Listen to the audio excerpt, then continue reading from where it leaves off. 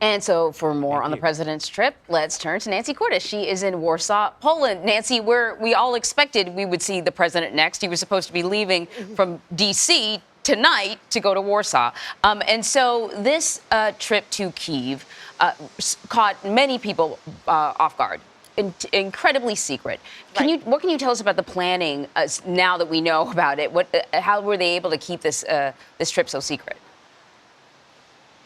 Right. So we're starting to learn some of the backstory about how this secret trip came together. There was a background briefing this morning by some top White House officials. They said that this trip has been in the works in secret for months, and that there were a few offices within the White House that were involved, along with a handful of people from the Pentagon and the Secret Service, as you might expect, a handful of folks from the intelligence community as well, working together, this small group, to see if they could figure out a way that the president could both get to Ukraine and get out of Ukraine safely. And it wasn't until this past Friday, a meeting in the Oval Office, that they finally made the decision, go or no go, that they would, in fact, take the trip. And so the president boarded a plane at Joint Base Andrews Sunday morning, 4 in the morning. Typically, when the president travels everywhere, he has a retinue of reporters who travel with him, covering his every move. In this case, again, because of the secrecy, there were only 2 reporters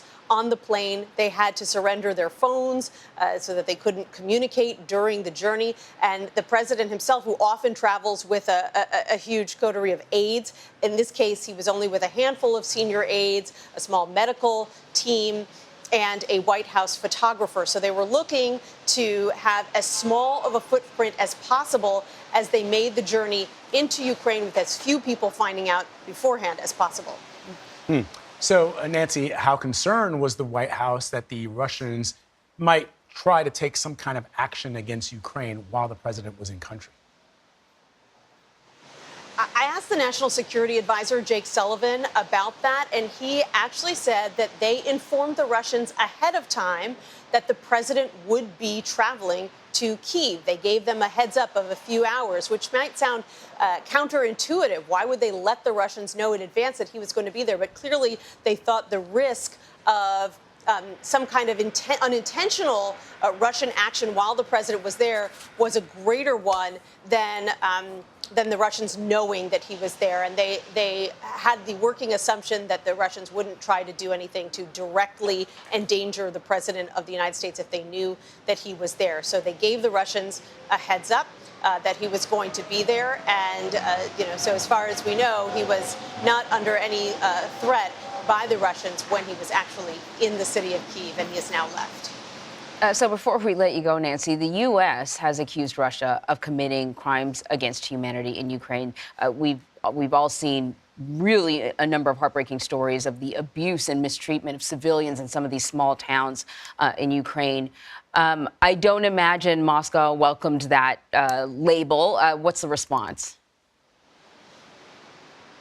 Well, the Russians have turned around and accused the United States of crimes against humanity, which is interesting.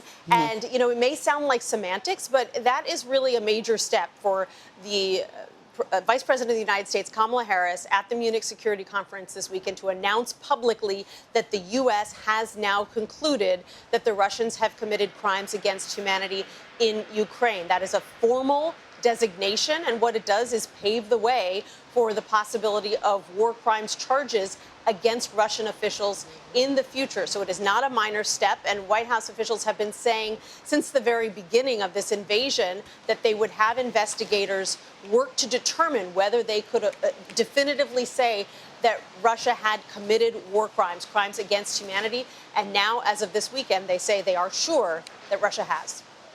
All right, Nancy Cordes for us in Poland. Nancy, as always, we thank you.